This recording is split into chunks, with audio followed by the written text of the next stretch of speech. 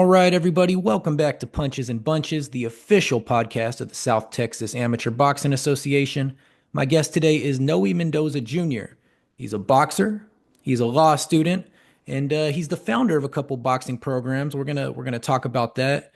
We have him on the program today because the USIBA, the United States Intercollegiate Boxing Association Championships, are coming up, and Noe is a three-time USIBA champion. Noe, thank you so much for joining the program today. Again, I can't thank you enough, Matt, for having me. I think that this podcast is a great thing, and Staba has a special place in my heart because that's where I started my amateur boxing career down in South Texas. So, being here is just a full circle moment for me. Absolutely. Well, that's actually a perfect segue because we like to kick this conversation off with tell us about when you first got into boxing and how you got your start.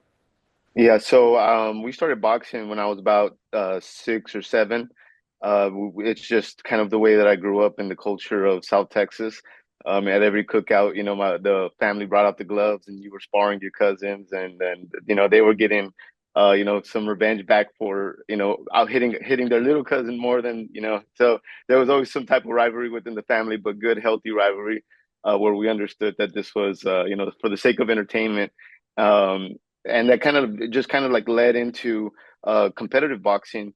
From there, the family would see, oh, like Mijo's got some talent. Let's see what we can do to kind of nurture that talent. And at times, I was kind of the shorter kid in school, so it was good for me to learn this. My dad saw that he that I was kind of getting into like a little bit of fights in school, that I was getting picked on for the most part. Not that I was the the provoker or anything, but yeah, so after seeing that, he tried to address it by putting me into the boxing club to channel the energy.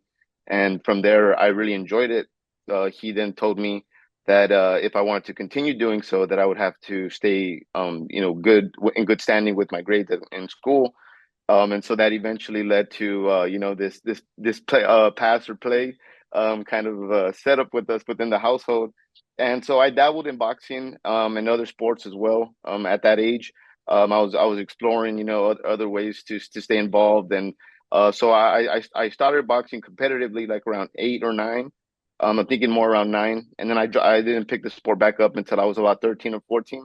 And then I did other sports, wrestling, football, basketball, and then I picked it up again senior year, and that's when I thought at that age, or like maybe I could go and pursue a professional career at this point. But I was talked that out of that by my father, who told me that maybe you should go to school, and if it's something that it interests you after school, then maybe that should be something that you do pursue. But for the meantime, we want for you to have a security blanket to fall back on. And I just don't think that boxing is going to provide you with that. And so that was the philosophy that we set way back then. And it's helped kind of guide my decision making since then to pursue an education.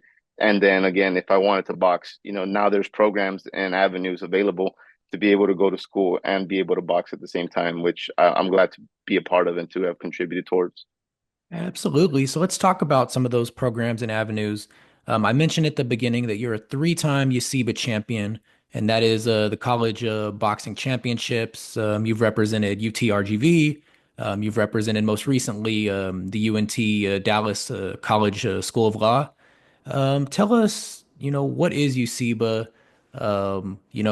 What is it? How'd you get involved with it? Well, at my time at Texas A&M, my graduate institution, while there, I was kind of having trouble. I had experienced culture shock, just between us, and I was trying to branch out. I didn't know how. I had kind of ended up in a place where I was around a lot of bright minds and a lot of smart students. And to tell you the truth, I didn't feel like I belonged there at first. But there was a punching bag at the rec center, and I felt I belonged there. And so while going to the rec, that was kind of like the way I would alleviate some stress and stuff from school. Being there at Texas A&M, it was a challenge for me because again, I didn't feel like I belonged there, but leaving there, I felt like I did. And part of that was through the leadership experience I gained when I started the boxing program there. We would go to the boxing bags, and from there was only one bag in the rec center. So a group of students would always huddle around it, and when you would punch it, you would have to hold on to it for as long as you could. So you're really testing your endurance there. because once you left that bag, there was a line of students, and the next occupant would take it and hold it for like 10, 15 minutes too. So again, so while there was that time in between, there was students working drills, and we just kind of naturally developed this team and this bond from just having that close quarters encounter with each other. And eventually, one Saturday, we overheard whistles and what sounded like striking, and we kind of piqued our interest. So the bags were actually on the second floor, so we were able to walk over to like the balcony, that oversaw the some of the gym courts, and from there we saw that there was a taekwondo competition taking place, and we freaked out. We're like, what is this? Because from there we saw people in their taekwondo gear with the A&M logo, with the UT logo, with Baylor logos, and we just thought that was so neat. We're like, wow, these are combat sports, and you're being able to represent, your institution. So from there, I was kind of interested, and I got around with those students. I asked them, what can we do? We got in contact with the personnel on campus, and they kind of gave us, the guidelines on how to start a new club. So we did that, and during my time at A&M, I was able to get the college boxing program off the ground. But unfortunately, by the time I graduated in 2016, I was no longer eligible to compete for the program. So that's why I stuck around and I helped build it, because it was like my little baby, it was still in its infancy stage, and it was real delicate, and I didn't want to just leave it to somebody else, because that's what USIBA is, and that kind of segues into what USIBA is as a program, and how I even found out about it was because at that point we were starting our boxing program, and we looked into USIBA, and USIBA is a subsidiary organization underneath USA Boxing. It still operates at the national level because we have teams from all 50, the majority of states. I can't say all 50, but at the same time, it's student-led boxing organizations, and these are students who come together like we did, organically, and build a boxing program. And it functions through an executive board of students. And so, when you come to these board meetings, these ideas are debated and decisions are made collectively. So around that time, when I got the club off the ground and I was no longer eligible to compete, I was being swarmed by emails because at the time Texas was a battleground state, because there's another organization within the college boxing circuit that's known as the NCBA, and that's the National Collegiate Boxing Association, where USIBA on the other hand. And USIBA was created in 2012 because it was kind of branching out of this NCBA program. NCBA is predominantly military academies that are dominating and winning their national tournaments. And what's implicated by having a government funded program with these military academies is that they have coaches on payroll, and they have more opportunities to compete, and their shows are much more, they're you get more experience, and you don't really see that within student organizations who are again trying to juggle their education and at the same time make decisions as a board and get ready as an athlete if they plan to compete. So, it takes a lot of struggle and stress away from the athlete when you have a coach on payroll making these type of decisions. So at that time, I was getting emails from USIBA and CBA. They wanted Texas, and they knew that Texas A&M, with its military ROTC component, would be a good fit for the NCBA. And at the same time, USIBA was contacting us because we were a new developing organization, and they wanted to guide us and they wanted to help us because that's what they were. They were a new organization. They were growing. And so when I looked to USIBA, I did my research. I said, this is an organization right here that we can grow with, versus joining one that's a little bit more established and, not being able to be fully equipped to be. I'm not saying that I couldn't be, at the time I wanted it. But again, I was training students who are barely picking up boxing for the first time as a freshman, or maybe have had some prior experiences, but don't fully commit and don't go on to the elite level and decide to go to school. So there's a lot of stories and a lot of accounts as to why some people pick up college boxing. One quick story is that I had a student. His name was Ciro Savarisi, and Ciro Savarisi, was a boxer, very dedicated at Texas A&M. He was an engineer student, but he made the time to box. And he would tell me like, hey, my dad has a boxing club in Houston. I think I want to go there for the weekend, spar, move around. And I said, yeah, cool. Don't even worry about it. Like a week before the tournament, he tells me, hey, my dad wants to join us at the event, but we're gonna fly there. So we don't. So this is when Okay, so I want to go into it. Um, yeah, he's like, I'm gonna fly there. And when we would travel, eventually we got, funds from the university, and they would let us travel, and we would drive 17, 24 hours to get to Illinois, to get to Syracuse, New York, wherever the tournament was. We had a group of students, and we would all drive. We would shift every 4 hours, and sometimes we would drive 24 hours straight just to get to the tournament site. Well, this student of mine, Savarisi, he says, my dad wants to go. Can he join us? I said, yeah, sure. Well, I come to find out at the tournament, at the day of registration or check-in, that the officials are turning their necks over and really like who is this man? And a lot of them were kind of like what is it, starstruck. And it turned out that his father was Lou Savarisi, who just so happened to be a New York Hall of Fame boxing Hall of Fame inductee, and he had fought Mike Tyson and Buster Douglas, and on this entire time, like he had kept it a secret. And this story is very inspirational to me because it reminds me of that movie Creed.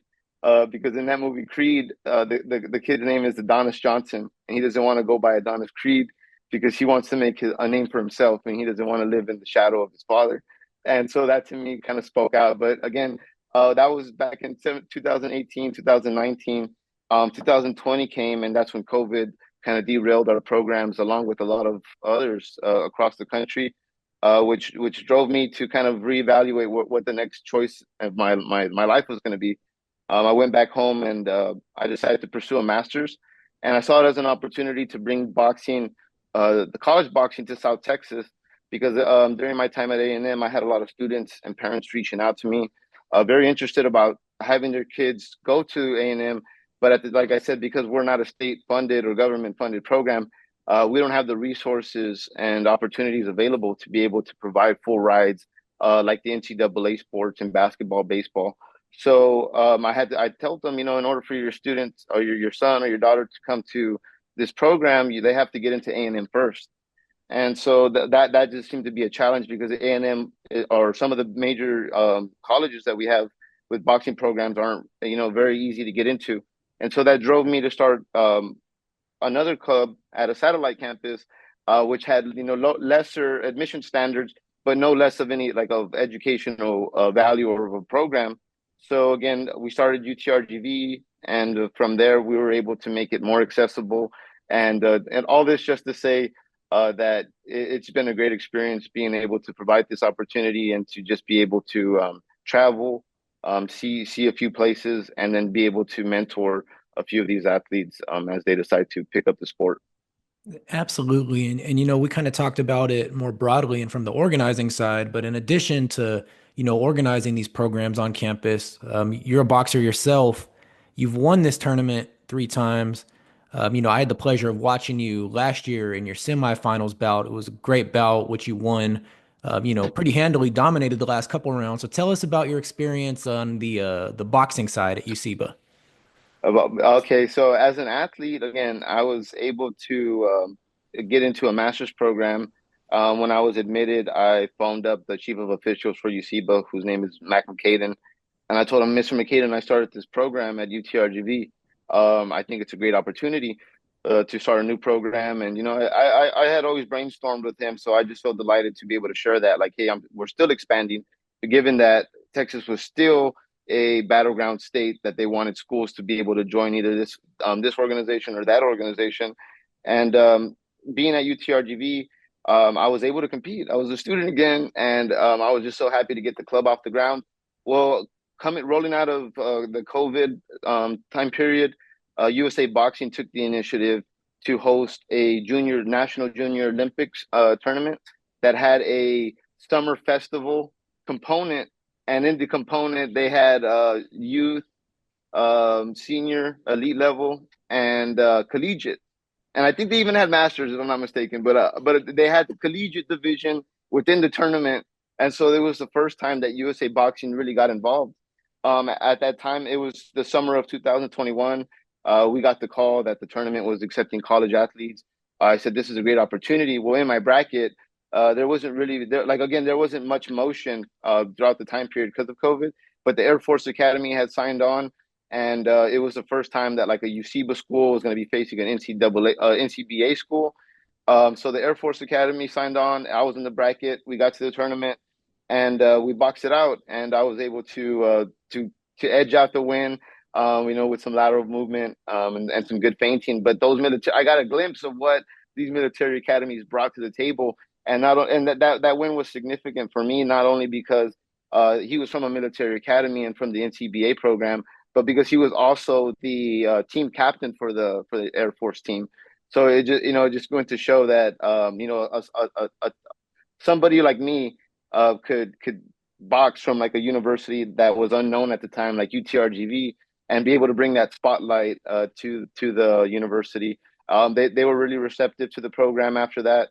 We were able to get the news out. We started making some efforts to recruit new students, but that seems to be the problem again because we don't have the resources. So one thing is to retain. I mean, one thing is to recruit. The other is to retain. So we had to keep the engagement up and high, and so eventually we got the program up to where it needed to be. We had students that would come regularly, and we took six the following year to the USIBA tournament. So first it was USA Boxing Collegiate within the summer festival. The following year it was the USIBA 10-year anniversary actually in 2022, and that was in Atlanta, Georgia. We took six from UTRGV, and we were able to bring back three champions, which was a good showing for our first year as a team. The following year, I had graduated. So at 2022, I graduated. I was no longer eligible again, but I was trying to get into law school. So I took that lapse year from 23 to 24 to be able to apply and work and get some real world experience. But I also took that time to stick around and coach the team. So we were able to take another team of two actually, because at this point the athletes were a little bit more dedicated. And at me being overseeing the program, I said, I'd rather take less and have more of a guarantee than to take more and just have an increased likelihood of winning. So it was more quality over quantity at that point. And we took two to Virginia Military Institute in Lexington, Virginia. And we brought one back at 168. He boxed, who did he box?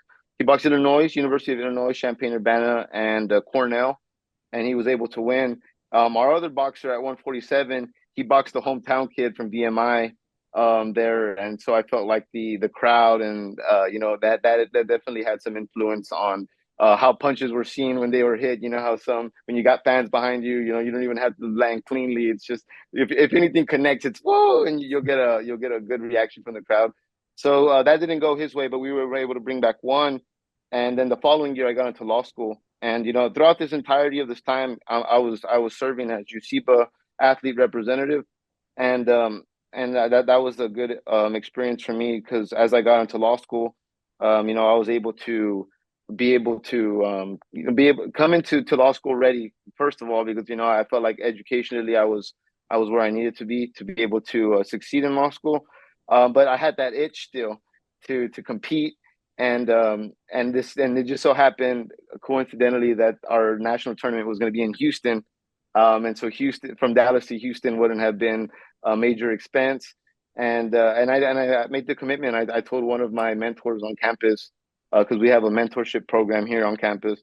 I told him, explained to him a little bit about my history, and he encouraged me to box. He said, "You should box. Like you would do something that would be more impressive than going to law school and passing the bar, and it would say more about you if you're able to accomplish this." And he's like, he didn't mean this in a mean way, but he said, that would be more impressive, than even going to law school. It's just doing both, and that encouraged me to do it. So we went out to Houston, and I trained. I got back into it, and it was like how I was raised in boxing.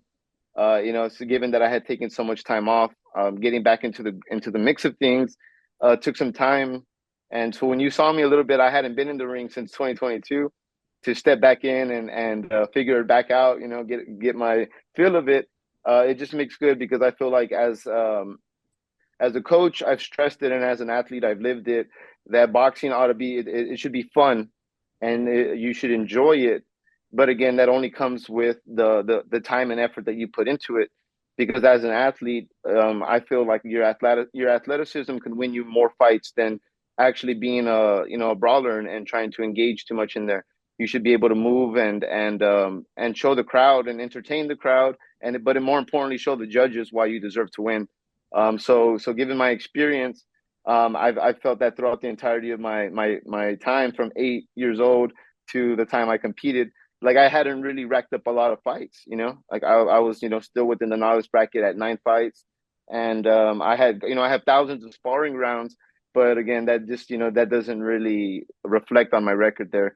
So now coming out, I've really just trying to transition from competing in the ring again now to kind of transitioning towards the professional side of the sport and learning how to understand the commercial aspect of professional boxing, but at the same time still really trying to develop young athletes and provide them that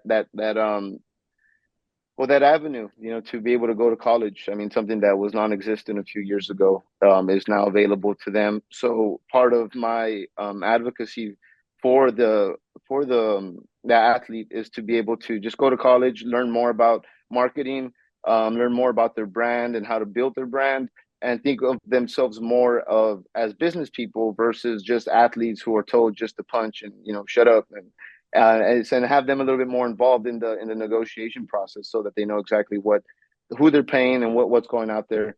So again, the amateur boxing system has really helped me understand again just the structure and the governance of USA boxing. USIBA has helped me create this opportunity for students now to be able to go to college and box, and then now I want to go into the professional aspect and manage athletes' careers so that I can help them make the right choices and keep them involved in every aspect of their career, which is what is my job to manage and help market them.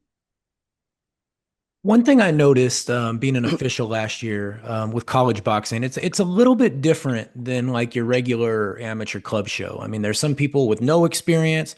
There's some people that came from different sports, and it's just a wide, different group of people. So sometimes the fights are really great. Sometimes the fights can be sloppy. It's a mixed bag. So to you, what do you think makes college boxing different? Specifically, what do you think makes USIBA different than just a show you might work down in the Valley or in San Antonio?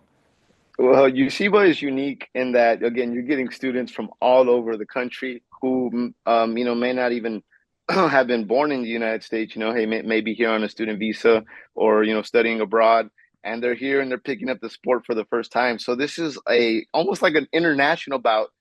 Being as sloppy or as inexperienced as some of these fighters may be, again, some of them are picking it up for the first time in their freshman year, and throughout and the goal is for them to keep on competing from their freshman year all the way to their senior year. So by the time they're seniors, they're within the open division.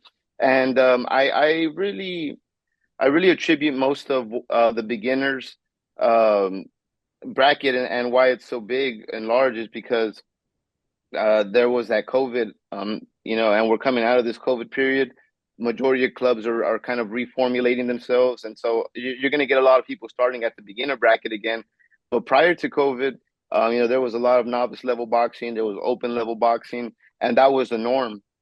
So again, we're trying to get back in there. It's taken a few years, but this year we actually have over 250 athletes registered for this tournament. Some of them beginners, some of them novice, and now we're seeing what we were seeing before COVID, which is now the open division is opening up. So again, it's more of a beautiful thing because I mean you've seen it as an official. Some of them not as entertaining, but the beauty of it is seeing them from when they start to where they go on and where they end at their senior year, and maybe even pursue a master's degree, because that's what I've seen them do. They fall in love with the sport while in college, and it encourages them to pursue and continue going to school. And that again is something that throughout time, that like I'm case in point, you get better. If you stay true to it. And I know boxing's a hard sport, very demanding, very lonely at times too, because it's only you and them. But again, in as being a student athlete, student comes first, and being able to go to school, take those tests, like no one's taking those exams for you. So you have to be able to prove to yourself that you deserve to be in the ring as a student athlete. And again, it's that component. We're not USA boxing athletes where we have time, just to commit fully to the sport. And even being at that position at the elite level, where you have sponsors to cover these type of expenses. Boxing is pretty expensive, and it's definitely something that when you have a team aspect to it, like we do at the college level, what we're really trying to do is build fan bases for these athletes. Say in the event they do want to go pro, we have people who know their name. People who have seen them go on to compete, win at the national collegiate level. And again, it's more exciting for that because again, people who have never picked up the sport or people don't even know the sport, are otherwise now being, drawn into it, because of their involvement in it or because someone they know is interested in seeing what they're doing in the sport. So again, that's all we're trying really to do is spread awareness about the program. And more importantly, there's scholarship opportunities for the athletes. So I think that that's very unique within USIBA. I know USA Boxing has a scholarship. I know Stava has a scholarship.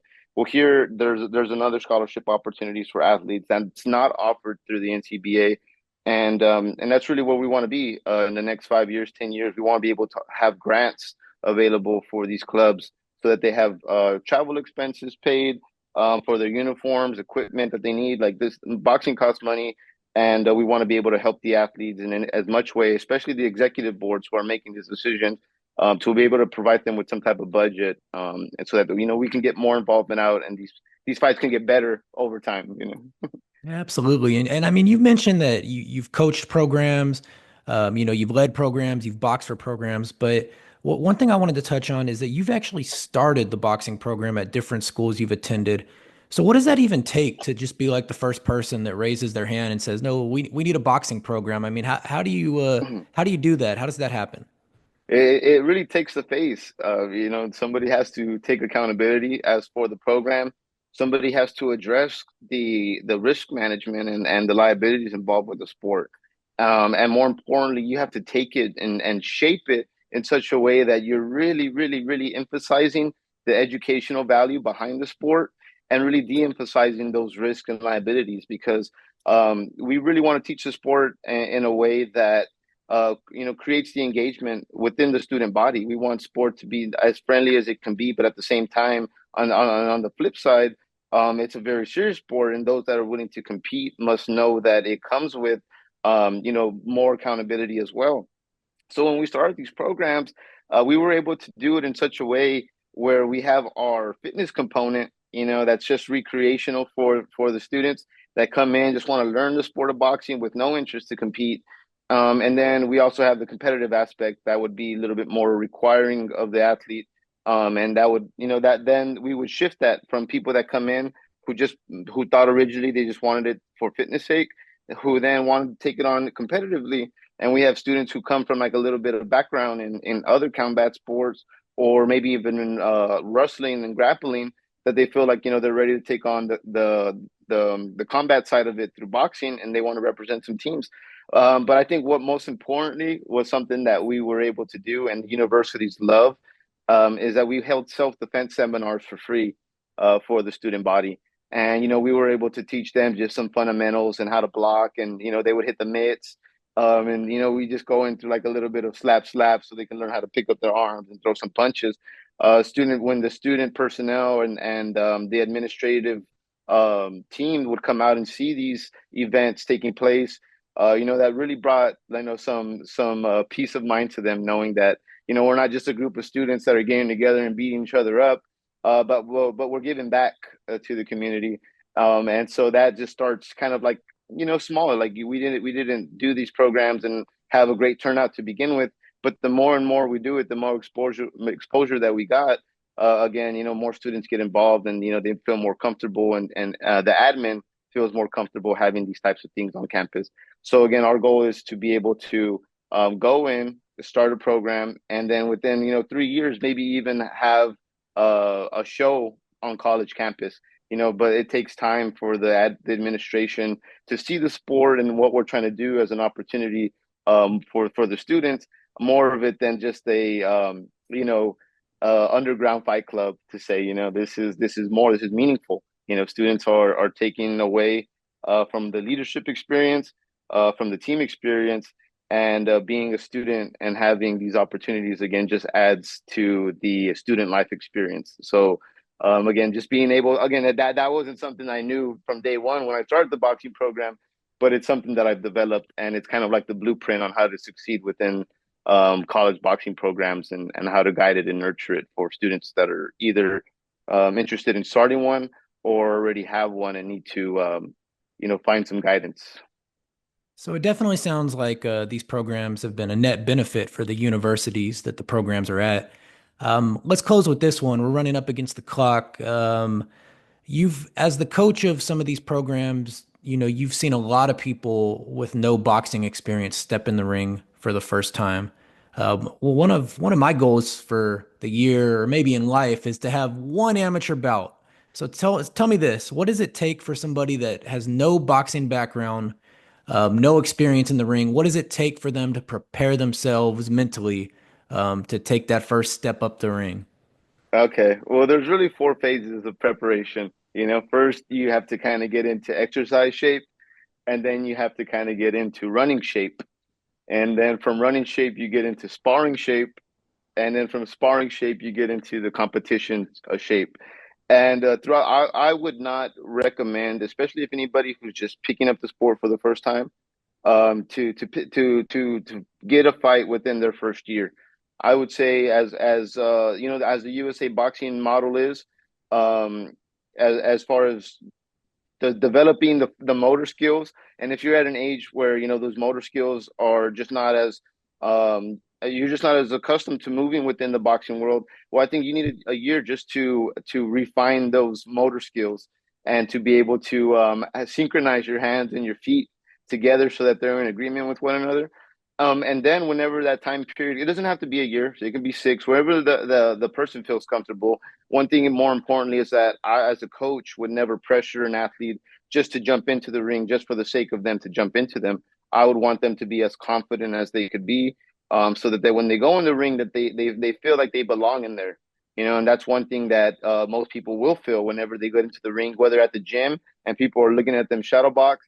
They may feel uncomfortable. And what I would want for the athlete ultimately is for them to get into that ring and know where they belong, know where they're at all times. And again, that goes more towards the ring generalship and teaching them the USA boxing scoring criteria, so that they're familiar with the criteria. They know what they need to do in order to win the match, because that's real important. If you know the rules, you can win the game. And most people don't know the rules, and they'll come out questioning why the decision didn't go their way. And it's like, well, those weren't effective blows. They were slapping shots, or he had technical or tactical superiority over you. He pivoted out of the corner and circled back to the center, and he capitalized when he had to. So these are like little things that you're teaching the athlete throughout the course of their training and introduction to the sport. So by the time when they decide, hey, I want to compete, coach, we take it more serious, and we up the level of training. And I would say for 3 month period, you would need to have the road work every day, at least 2 miles to begin with. But eventually, by the time camp ends at the 3 month marker, that you're up to like 3 miles, maybe four. And again, that's for weight management. You would need to have a strength and conditioning component to your training regimen. And that would include, not necessarily heavy lifting, but more high intensity interval training, with medicine balls, kettlebells, bands, just to really get the functional training in, so it's sport specific to boxing, and that you're really gaining strength while at the same time losing weight.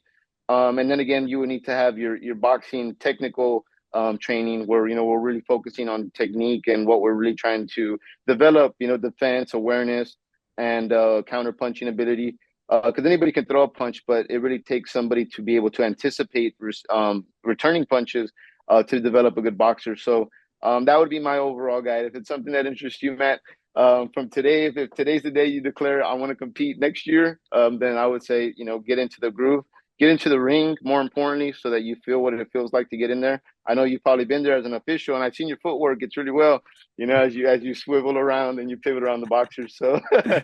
It wouldn't take much, but it does take that commitment. And once you do commit, you have to fully commit. There's no 1 foot in, 1 foot out, with the sport. It's all in. And when you do give your all in, win or lose, at least you come out of the ring knowing that you did your best. And that's all you could ever. That's all as a coach I would ever ask of an athlete, that you did your best and you had fun. Because again, that circles back to my original point. Boxing should be fun if it's taught right, and it's demonstrated well, and the coach cares about the well-being of their athletes. And with that, that is Noe Mendoza Jr. He is in competition shape at all times, whether in the ring or in the classroom. He is a boxer, a law student, and the founder of multiple college boxing programs. Noe, thank you so much for joining the program today. No, thank you, Matt. And I'm going to continue throwing punches and bunches. Now I'm taking the fighting into the courtroom. Where my words will be my weapons, and my punchlines will be the knockouts.